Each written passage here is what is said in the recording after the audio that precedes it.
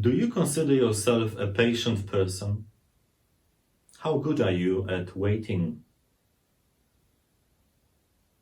Recently, during the fourth lockdown in Melbourne, many people were waiting to be tested for COVID-19 for a few hours. Some of them gave up after an hour or two. It can be hard to be patient in our times. Modern technology allows access to the news from another side of the globe in a very short period of time. We can get an answer to most of our questions within seconds. We can Google any term and find thousands of definitions in the blink of an eye. Of course, many of them are not necessarily true. If we don't possess a certain level of wisdom, which usually comes with age, we are unable to discern whether the text we read on the computer's screen is true or false. That is one of the reasons why some students fail their assignments, because they uncritically copy unverified ideas from the internet. Brothers and sisters, there are a few qualities we need in order to be able to find the objective truth. For example, we need patience in searching. We need humility and courage to ask for an answer from those who know more than we do, trusting and hoping that they will not lead us astray. Patience, humility, courage, trust and hope are very beneficial virtues. We find them all in the Gospel reading for this 11th Sunday in Ordinary Time.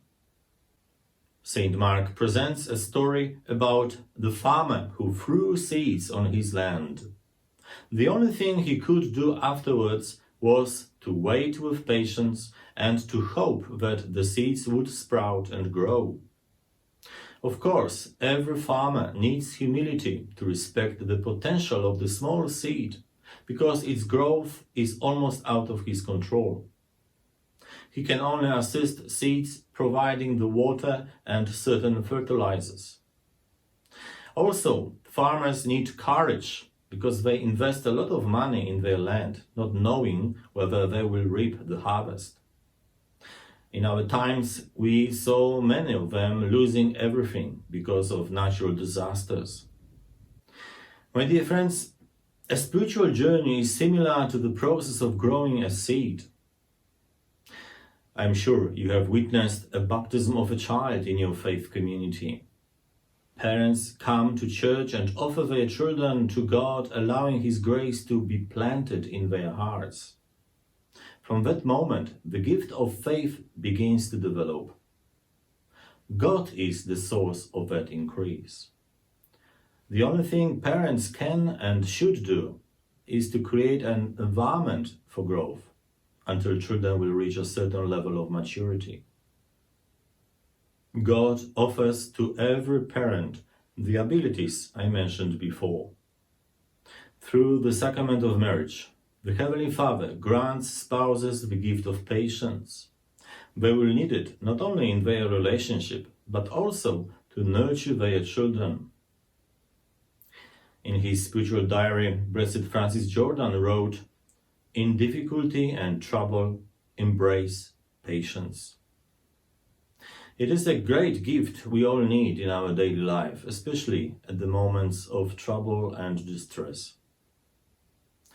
Parents receive humility, confronting the mystery of a new life, and also courage to make difficult decisions to fix everyday problems. They are filled with trust and hope that they will be able to support their children in their development. Of course, they need to keep a close relationship with the Giver of life, collaborating with His grace. Some people mistakenly think that they can raise their children without God's support. Sadly, I meet more and more parents saying that they don't need God in their lives, even though they call themselves Christians.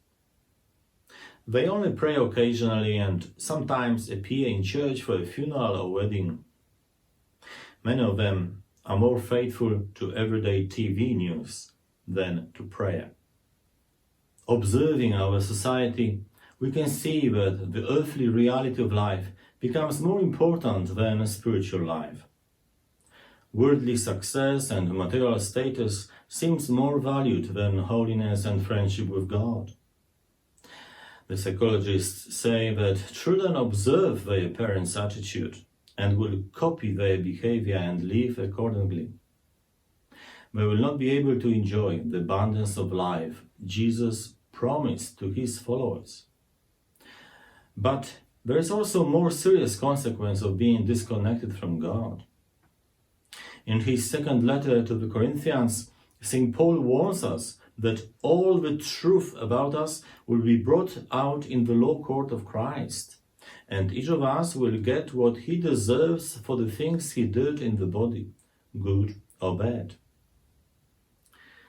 All our masks will be stripped off. We will see ourselves as God sees us. Fortunately, there are also many other parents who don't allow the seed of faith to be choked in their lives and in the lives of their children. Every night they pray together as family. They are well organized and find time to attend Sunday Mass. They understand that they need sacraments to be spiritually nourished and to maintain the strength needed in their vocation. As a result, they are able to make right and practical decisions at home, like controlling the usage of the internet by their children. They are simply smart Christian parents. Brothers and sisters, let us pray for our families. Let us make a decision to allow the seed of faith to grow in our midst every day. Let us eliminate from our homes anything that can stop us achieving spiritual maturity. St. Paul reminds us that we are called to live by faith and not by sight. Walking by faith, we will surely reap the beautiful harvest of holiness, and the gate of eternal life will be wide open to us.